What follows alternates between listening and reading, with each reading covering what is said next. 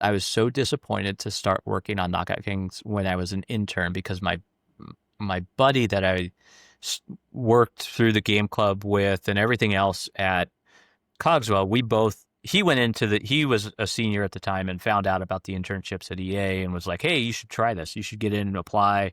They're looking for more production people. I'm like, cool. And so I did it. He got on the Bond team. He got on like Everything or Nothing team, which was really cool and exciting. And they're like, cool, yeah, Greg, here you go. You're on Knockout Kings. I'm like, what the hell? A boxing game? Like, what is this? I hated sports games at the time. I couldn't stand console games. Had only played PC games, and then I was like, I got to EA, and they're like, oh, here's your 10 free games that you get. I'm like, 10 free games? Like, where's the PC games? I think they had bought Westwood at some point in there, so I could get some Command and Conquer games for my PC, but that was about it. I was like, oh, sweet. But now I'm completely the opposite, which is very weird because I'm like console. I hardly play PC games.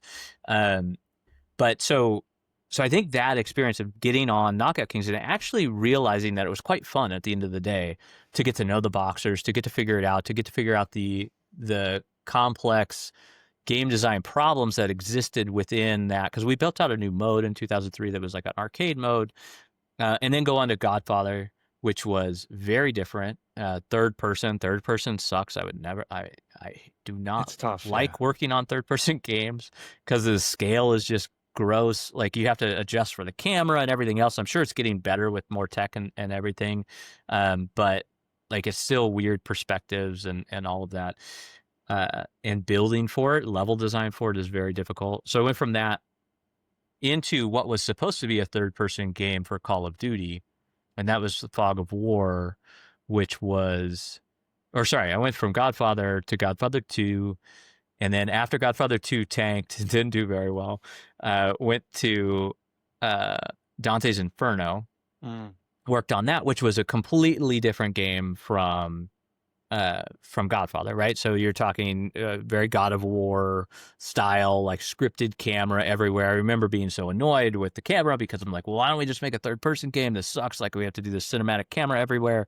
But then at some point you learn it and you get used to it and be like, okay, well, cool. How do I focus on this and make cool puzzles for this? How do I creatively solve this problem? And that was, ultimately a good experience. A lot of that group went to go work on God of War again. So one of the lead level designer for God of War 2, I think, worked on it on Inferno. He was the lead level designer, so I worked with him on that. And then we had the combat designer for Dante's Inferno. Both of them went on back to God of War and worked on that, and like the latest ones, I think. I should probably talk to them at some point. Which are huge games. Yeah, huge games. So then, anyways, trying to get back to like the going to. So we started on a third person game for Call of Duty. So it was third person, and then IW exploded. They needed a team to do that. I'm pretty sure they knew it was going to happen anyways. That's why they brought on the studio to begin with, because they were probably like, oh, we know we're going to get rid of these guys. We need a studio. They started the studio in August of 2009. August 2009, they let IW, the heads of IW, go in like November 2009. So after the game launched, right. So that would have been, November 2009 would have been Modern Warfare 2. So they most likely knew it was happening. So I got hired on in February 2010 when we were starting, and that was Fog of War. We'd just gone through it. I remember them talking about, because a lot of those guys were from Dead Space, and Dead Space and Dante's Inferno were the two games at years that were going on at the same time. And so it was like, I happened to be on Dante's Inferno, which is what I wanted to work on. I didn't want to work on Dead Space, which is surprising because I like sci-fi more.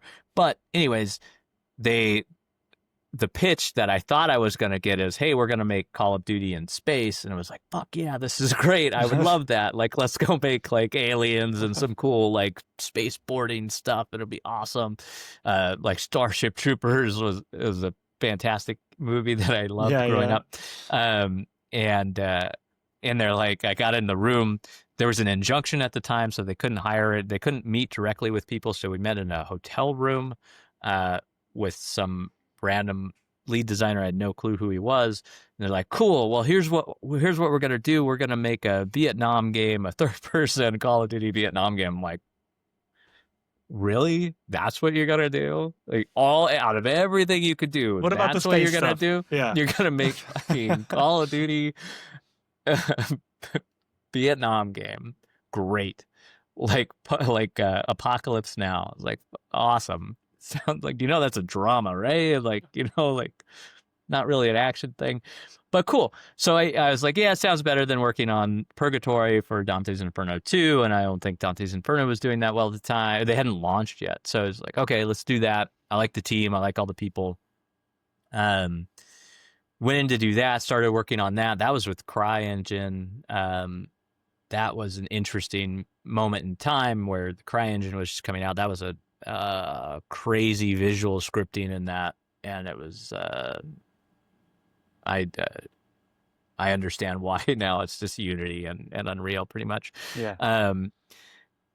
Then basically they're just like, cool, we got rid of IW. All right, you guys are working on MW3. Like, and there was a big kind of to-do about like, oh, should we do this? Shouldn't we do this? Everything. It was only 60 people in the studio at that time. And then just jumped in. It was like, yes, I would much rather do that I would much rather do Modern 3 than a Vietnam third-person game. And so then jumped into that, started doing single-player stuff for it, just because they needed all hands on deck. Because I came in to actually do multiplayer, which was weird.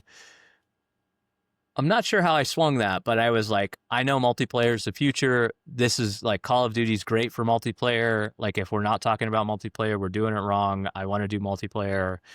And they brought me in to do it on Fog of War. And we started building out, like, the first thing we did was build High Rise in the CryEngine to try and to crack the code, to figure out how we could do aim assist and everything else with third person. And that was me and actually the co-founder of my current company.